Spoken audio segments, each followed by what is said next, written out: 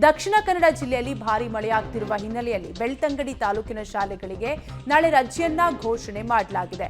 ಅಂಗನವಾಡಿಯಿಂದ ಪ್ರೌಢಶಾಲೆಯವರೆಗೆ ರಜೆಯನ್ನ ಘೋಷಣೆ ಮಾಡಲಾಗಿದ್ದು, ಶಾಲೆಗಳಿಗೆ ರಜೆ ಘೋಷಿಸಿ ತಹಶೀಲ್ದಾರ್ ಆದೇಶವನ್ನ ಹೊರಡಿಸಿದ್ದಾರೆ. ದಕ್ಷಿಣ ಕನ್ನಡದ ಜಿಲ್ಲೆಯಲ್ಲೂ ಕೂಡ ಧಾರಾಕಾರ ಮಳೆಯಾಗ್ತಾ ಇದ್ದು ಜನಜೀವನ ಅಸ್ತವ್ಯಸ್ತಗೊಂಡಿದೆ. ಬೆಳ್ತಂಗಡಿ ತಾಲೂಕಿನ ಶಾಲೆಗಳಿಗೆ ನಾಳೆ ರಜೆಯನ್ನ ಘೋಷಣೆ ಮಾಡಿ ತಹಶೀಲ್ದಾರ್ ಆದೇಶವನ್ನ ಹೊರಡಿಸಿದ್ದಾರೆ.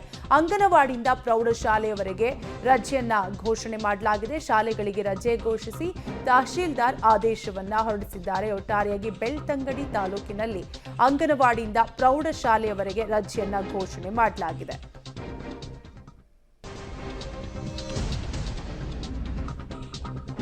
ಉತ್ತರ ಕನ್ನಡ ಜಿಲ್ಲೆಯಲ್ಲೂ ಕೂಡ ಮಳೆ ಹಿನ್ನೆಲೆಯಲ್ಲಿ ಧಾರಾಕಾರ ಮಳೆಯಾಗ್ತಾ ಇದೆ. ಹೀಗಾಗಿ ಜೊಯ್ಡಾ, ದಾಂಡೇಲಿಯಲ್ಲಿ ಅಂಗನವಾಡಿ ಮತ್ತು ಶಾಲೆಗಳಿಗೆ ರಜೆಯನ್ನ ನೀಡಲಾಗಿದೆ.